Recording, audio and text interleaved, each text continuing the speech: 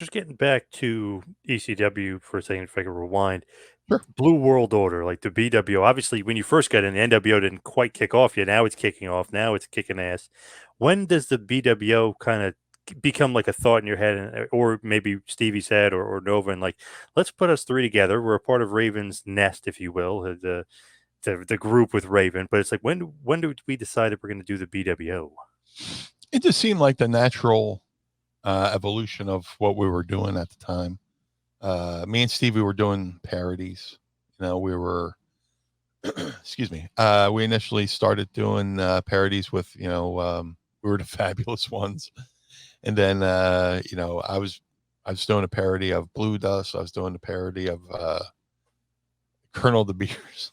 Stevie was, and we were one of my favorites, the Blue Meanie Bloods. With Regal and Bobby Eaton. I was Yes. Earl of Eating and Yes. stuff like that. And it was just like it seemed like a natural thing. We were kind of like the Weird Al Yankovic of wrestling, where we were doing a parody of the thing that was hot at the time. I loved the Weird Al Yankovic on his albums. He would do the polka medley.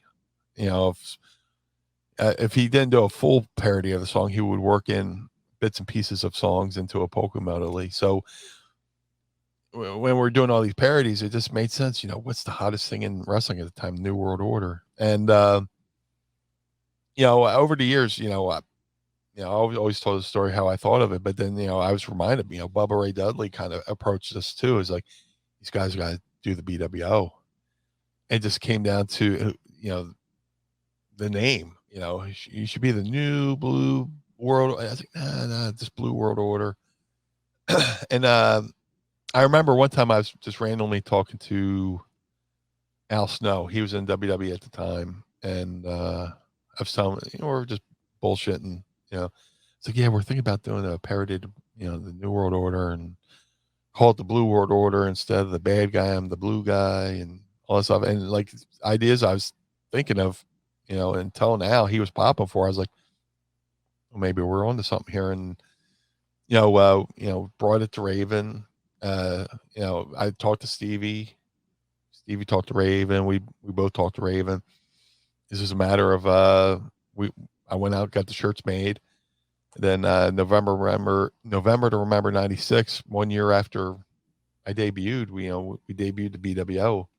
Got the shirts made, and it was supposed to be a one night thing, and it's going to be a one night thing, and then we're going on to the next thing. But the Todd Gordon and Paul heard the crowd reaction. They were like, "Yeah, I think we got something here," and decided to have a run at it. And they went and got the design for the BWO shirts, the official ones that they would wind up selling. And the BWO shirt became one of the top selling shirts in ECW history.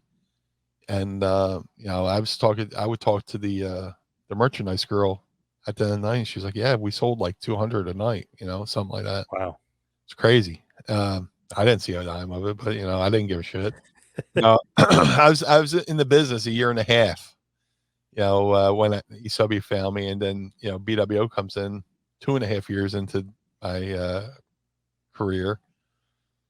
We're on TV every week. And with TV, when you're on TV every week, that's good exposure. And that exposure led to me eventually going to WWE. So, and still to this day, people, we're talking about it right now, in the year 2022, still talking about it. And Yep.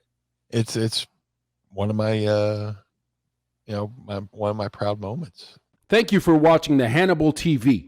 Please like this video if you enjoyed it, and click the subscribe button to not miss any of our latest shoot interviews, match videos, or news updates. Follow us on Twitter at the Hannibal TV for instant updates.